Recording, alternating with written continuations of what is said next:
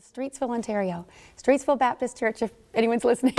Wow. And now, you were raised as a Christian, as someone that loved Jesus? I'm a farm girl from Bolton, and we went to Calvary Baptist Church in Woodbridge, and then Streetsville Baptist Church. And I think it was always a Baptist-costal, though, so I never quite fit in.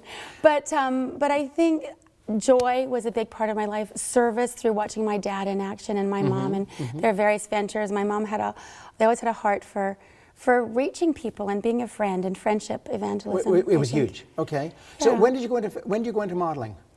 Well, I was such a farm girl, Willard. Oh, that you're going to call me. That's Yeah. okay. Call me anything. Well, that my mom she had been a model and a former runner-up for Miss Toronto, and I think she had me take this little course to learn to be a lady because I was such a farm girl. So I think these are a great opportunity for Christian girls. This is cool. But hey, I know there's people that grew up on a farm. They think they're never going to get. So moms can affect them by sending them to. Where'd you go to? Just a little secular little school. I think it was Toronto, Judi agency in Toronto, and I hopped in the GO train and went downtown and took this 15-week course to learn to be a lady. And however, I really want to encourage churches to offer courses like this, get some godly women in church to offer courses like this for their preteen girls on how to be a lady or how to be a gentleman. Is that okay? It impacted you well, then strongly. I teach these courses called Modeling Makeup and Manners right, okay. for preteen girls in the public schools on their day offs, and they come in for workshops, and then also in the church. That, I learned a lot of great stuff at my course, but you also pick up some of the entrapments and other garbage I didn't really need to know yet. But most of it was really good stuff. But what it gave me was confidence to walk into a room full of strangers and not be intimidated. And yet from my mom, I learned the principle of otherness, putting other people first. And don't go into a room and say, hey, everyone, look at me, but walk into a room and say, Lord, who do you want me to bless today? Who can you use, who can use me to be a blessing to somebody? Yeah, so here it was a very secular environment, and yet you could bring the presence of the Lord. Well, yes, the principle of otherness.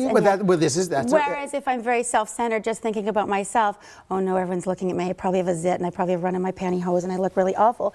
Who am I thinking about? Myself. Me. Yeah. On the other extreme is, oh, I'm so great, aren't you lucky to meet me? Like, that's a very obnoxious self-centeredness as well. And to pray that God will help us find the medium, that we pull ourselves together. We know we look good, no garlic breath, no toilet paper hanging out, zippers up. We know we look our best. We call that the 30-second detail check. Okay.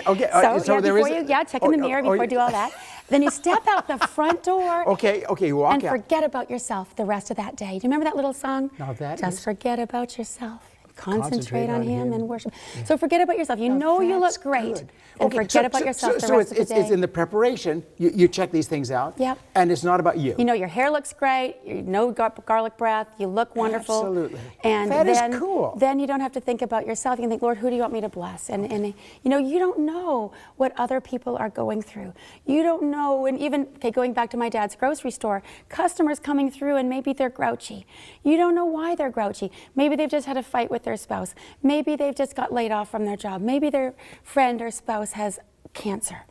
But you as the cashier have that 1 or 2 minutes, 30 seconds even, to bring a little bit of happiness into their life just by your cheerful morning, how are you? Or nice to see you today, thanks for shopping at IGA, have a great day. Little simple things like that. But here's where it came from. Okay. When I was younger, my mom told me to imagine that everyone we meet is wearing a giant invisible heart-shaped sign that says, make me feel special.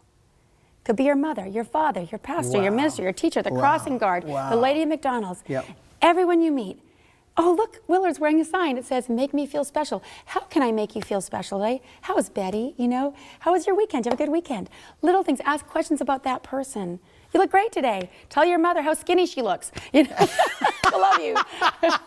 No, so you're going, I love that from your mom. Yeah. That there's a heart there that says, make me feel special. And as a Christian, how can I bless you? How can I make you feel honored and valued?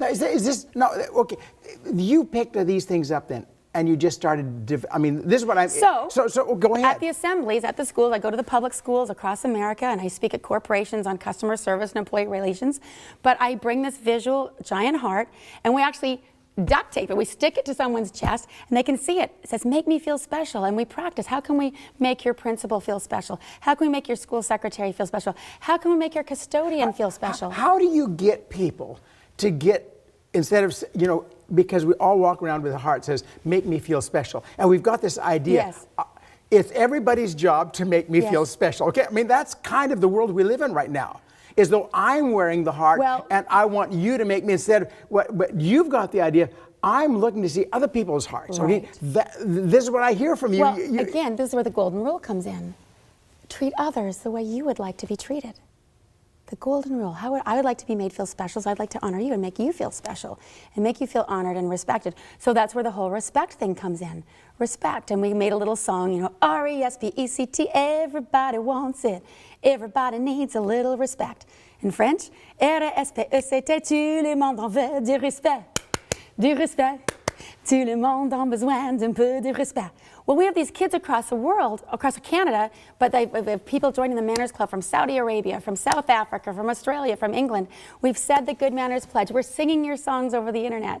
And in Singapore and Malaysia, they are joining the Manners Club. And they're having me, they want me to come. I put on seminars for teachers on how they can teach my curriculum, the Manners Club character curriculum.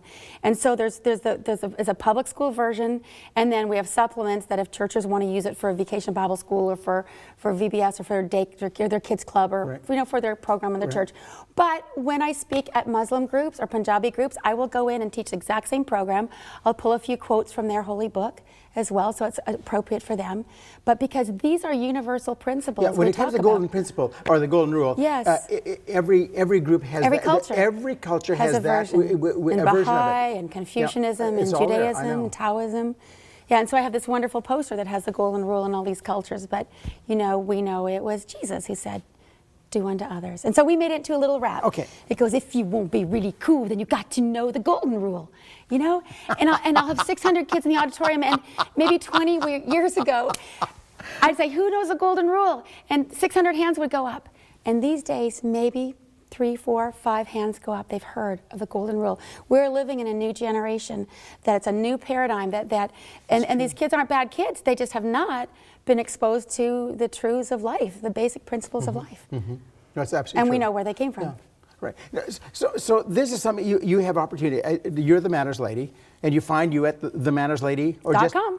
themannerslady.com. Right, or themannersclub.com. And so Manners Club is something that kids can join. They can go online, download the Good Manners Pledge, which is basically the 10 Commandments. Honor your mom and I promise to obey my mom and practice good manners every day. Obey my mom and dad, respect my elders and those in authority. Say please, thank you, you're welcome, excuse me, and I'm sorry, will you forgive me? Respect other people's property. Thou shalt not steal, right? It's just very, very simple. And so to help these kids visualize these attitudes and behaviors that are not welcome in our society, we created the Bad Manners Monsters. Okay. Let's You want to see them? Cool. Yeah, I want to see them. Absolutely. Well,